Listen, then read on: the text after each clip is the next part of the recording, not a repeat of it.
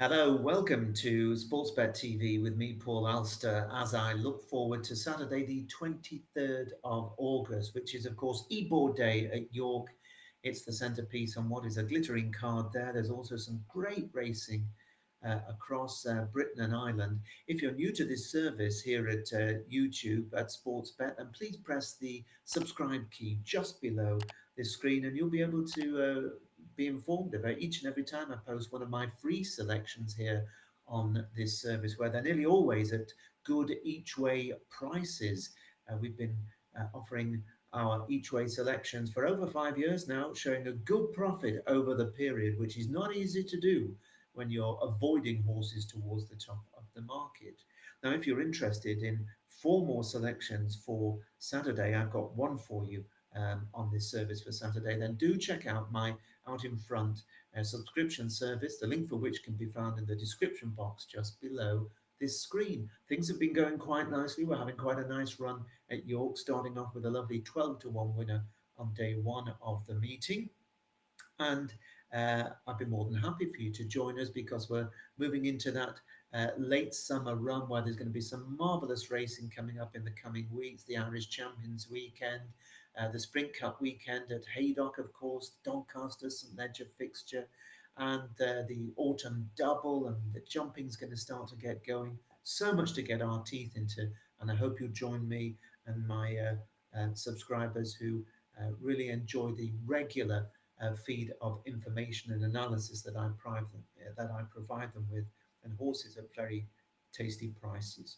Well, last week I gave you one selection, and it was a strange one. This King's Merchant, who I thought was going to run really well, but the market suddenly started to flag up that something wasn't quite right. He drifted out markedly, and he ran abysmally. He ran really badly. Got a feeling we might not see him for a while. Something just didn't seem quite right. So I hope he's okay. But he didn't do us any favours last Saturday. So to this Saturday, the 23rd, the big race is the York 335. The Sky Bet Ebor handicap, Europe's richest handicap, £500,000, no less. Good to firm ground, good in places, 22 runners. 9 of the 22 runners for this £500,000 race are trained in Ireland. The first 5 of the first 7 in the betting hail from the Emerald Isle. In other words, what I'm saying is that the home team looks very much up against it. Willie Mullins is going to be a hard man to stop as he bids to win the race for the second time in 3 years. Remember, he sent out Absurd to win in really good style in 2023. And Mullins has a stranglehold at the very top of the market with the already very heavily backed Hippoc de Loire, who was very unlucky in running in the race last year, flew home into fifth, and would probably have gone mighty close with a clear run. And ever since then, connectors have made no secret they've had this race in mind for him. His latest easy win over Hurdle should have put him spot on for this. No doubt in my mind he's going to be a tough nut to crack, but at around 7 to 2, best price at the time of this recording, it looks a bit skinny, doesn't it? Now, Mullins also saddles Ethical Diamond, who's been another persistent tip for the race, since he bolted up over a mile and a half in the Duke of Edinburgh handicap at Royal Ascot in June.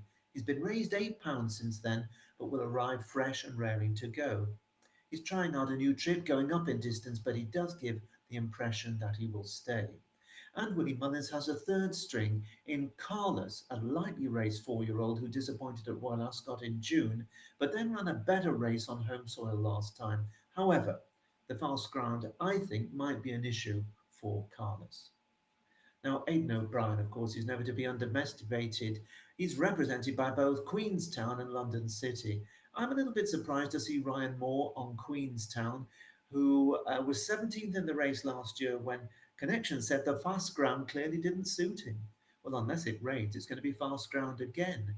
But maybe as they return um, to the same venue, the same ground, the same trip, they must think that maybe the horse is going to handle it better this time. London City is a shorter price. He's going to be partnered by Sean Levy.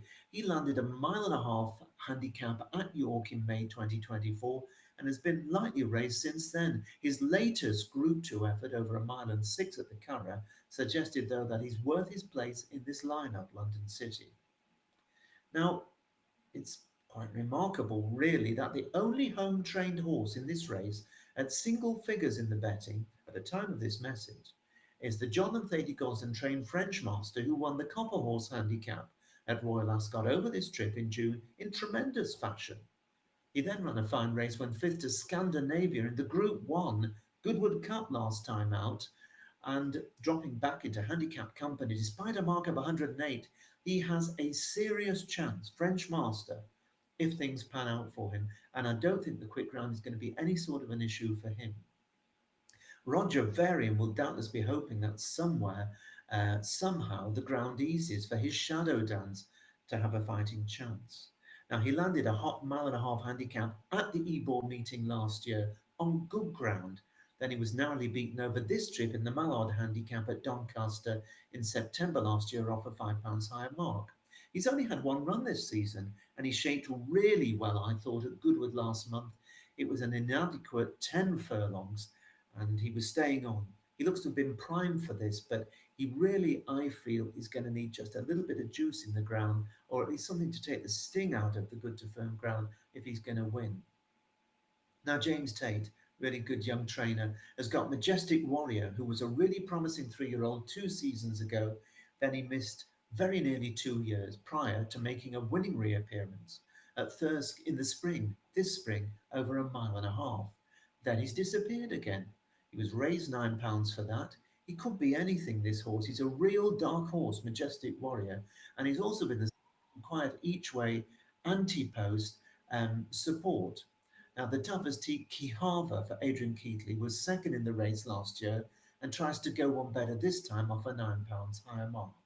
It won't be easy, but connections are bullish about him running well, and Kihava is certainly no forlorn hope.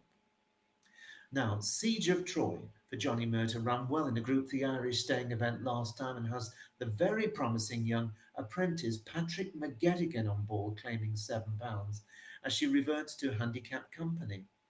While among a number of others with chances, Joseph O'Brien's Mr. Percy is a Grade 2 winning hurdler and rated 95 on the level, so has a squeak if things fall right for him under Tom Marquardt. So to my choice, well, I'm going to be backing two in the race, both decent each way prices, one of which I've already posted at Out in Front. There isn't a lot between the pair. Here at Sportsbet, I'm going to be siding with Henry de Bromhead's runner. He, of course, is last year's winning trainer, courtesy of Magical Zoe, so he knows what's required. And this time he relies on the 2.5-mile Ascot handicap winner, Ascending. Ascending takes a big drop back in trip, but this is not a one-dimensional horse, having previously won over a mile and a half, not 2.5. Indeed, since September 2002, this 6-year-old, who is by Autard, has raced 7 times on the flat on turf, winning his last 3, having been runner-up on his previous 4 starts. So he's rock solid and hugely consistent on the level. This really is a tough and talented, no-nonsense horse who goes on any ground and is fully effective over a wide variety of distances. He's got the wily veteran Shamey Heffernan, no less, on board. Shamey, who's ridden more Group 1 winners than I've had hot dinners. He's in the saddle, of course, no longer attached to Aidan O'Brien's yard. He rides freelance these days. So with Shamey Heffernan on board, I can see Ascending running a really big race for his hugely popular handler. And I think he's got a massive chance of a second successive win in this flagship European staying handicap. And Ascending is currently 14 to 1 each way for 5 places at the time of this recording with Coral and Ladbrokes.